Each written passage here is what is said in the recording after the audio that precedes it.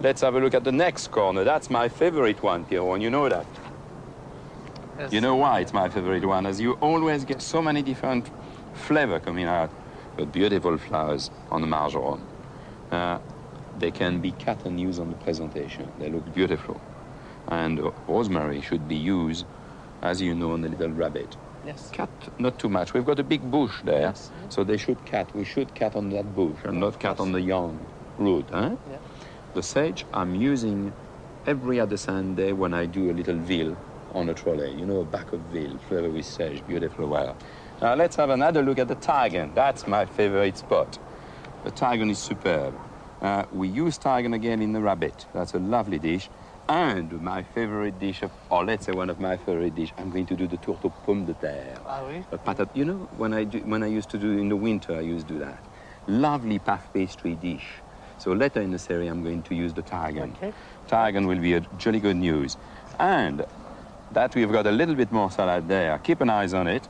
But the tarragon, we can even put it on the vinegar. Right. In a bottle for the winter, flavoring our vinegar. Now let's have a look at the next little corner. Chives. Chives, you know, people think it's common. But chives is much more delicate. Chive, you snip it. You don't chop it. And you don't join it with white cheese, you know, with farm cheese, soft cheese. You can have it on tomato salad. You can have it just flicker like that as a whole on salad. The fennels. Let's come to the fennel. A lot of people ask me, what is that fennel, Mr. Roux? This one is the herbs, the ferns for the presentation.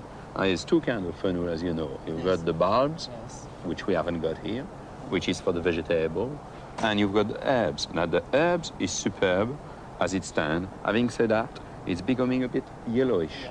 We've got to cut it and use it in the sauce, and we use it intensively in our bouquet garni, as you know, especially when we use fish. And in fact, we will see that in a few minutes, as we're going to use it on our preparation of bouquet garni, which come next. And we're going to use a lot of your herbs. Okay. You should be proud of your herb garden.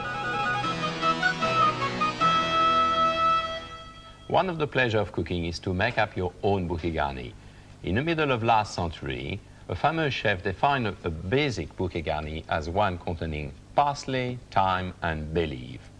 And from there, where have we gone? As really, I'm worried when I see what can be found in the shop. We've gone astray. We have gone astray. I think something somewhere has gone wrong. Yeah. A bouquet garni should be tailors made.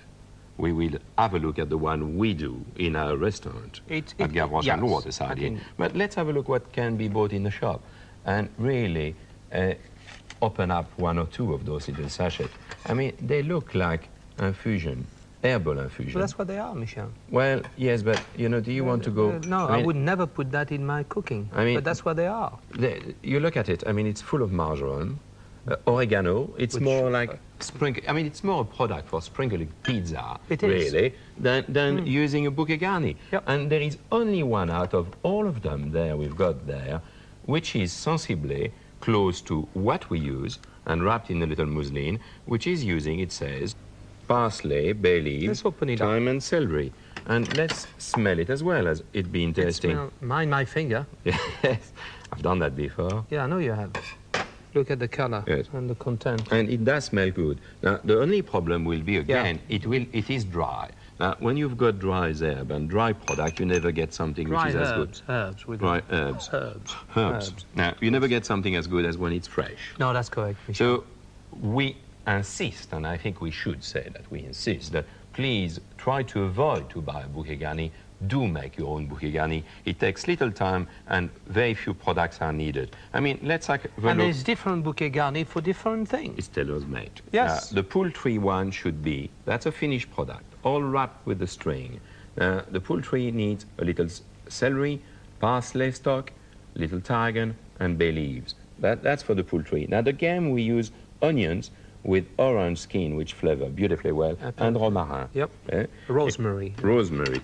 On the fish, it's different. On the fish, we've got those beautiful fennels, which are delicate for it. Chèvre. We've got maize as well, which we've got in the wrap there. Maize. And tarragon again, with leeks. And finally, on the meat, well, we've got something totally different. We've got garlic, little parsley. The basic thing, we've got parsley, bay leaves, and thyme everywhere. Yep. I think we've got it true for the bouquet garni. Most important, do make your own bouquet garni. If possible. Yes. Now, it's time you did some work on this program, brother. So why not starting to make your own contribution and doing the watercress soup? You're getting very cheeky, my son. Well, you've got all the ingredients there. What, you want me to make a watercress soup with that? Michel, you're not expecting me to use onion, carrots, No. leeks for watercress soup? That look more like a minestrone or Scotch broth. Well, I know you're very classic. No. Why don't you tell me what you use in your watercress soup? Watercress, potatoes, white stock or water. Yes.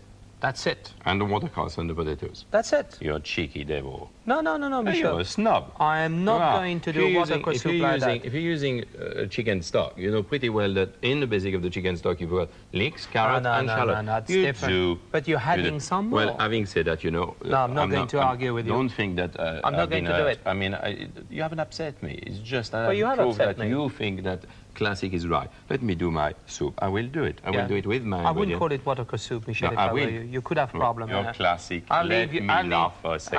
I'll leave you with your soup. I'll leave you I'll with make it. my soup.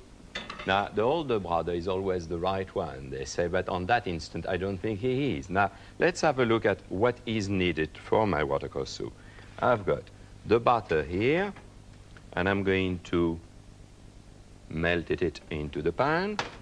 I'm immediately adding my watercress, which have been picked, and which I'm saving a few beautiful leaves, the best one, which will be for my garnish. So that goes in the pot. In a fierce heat, it does go. And on the same time, I'm putting my leeks. Like, a little word about watercress soup. The reason why I'm adding a little leeks, a little shallots, very little as you can see, and a little carrot dice, is that I found if I use only potatoes and watercress, I find it too strong, too much iron into it, and not enough delicatesse. I find it that there is not enough finesse. So I let it sweat with the lids on for 5 minutes, and then after 5 minutes, it's time to add, when it's been nicely sweated, the chicken stock. Here we are. The potatoes. And, of course, the cream. The beautiful double cream. Now, that doesn't take more than the lid on, just until the time it's boiled, and it doesn't take more than 20 minutes. Now, when the potage, the soup, is cooked, the watercress soup, it's time now to liquidizing. So you need a liquidizer, and now I've got a version of a watercress soup which have been liquidized, and what you need to do is to strain your soup. So we're going to do that and see how it looks. That watercress soup has been cooked for 20 minutes and it's been liquidized. Now it's time to strain it. You can see the beautiful color. Not a yellow-green, but not a very deep green. Now you push it down, up to the hand. Let's have a little look now. Soup I can leave out of soup. I can tell you that I can make a meal out of soup, and I often do. As when you cook all the day long, you are tired about food very often, and a bowl of soup is always welcome. Now, let's have a look at that. That is most beautiful. Now, it's just need to finish a little leaves of watercress which I've spared. I spared the best one, small one, plunge them in the boiling water, then in ice water, and I've got them ready for my garnish. I will just pat them dry on a piece of paper, and I've placed them on the potage. Lovely little garnish. Now, I've got dice of bread, which have been quickly tossed into a beurre clarified.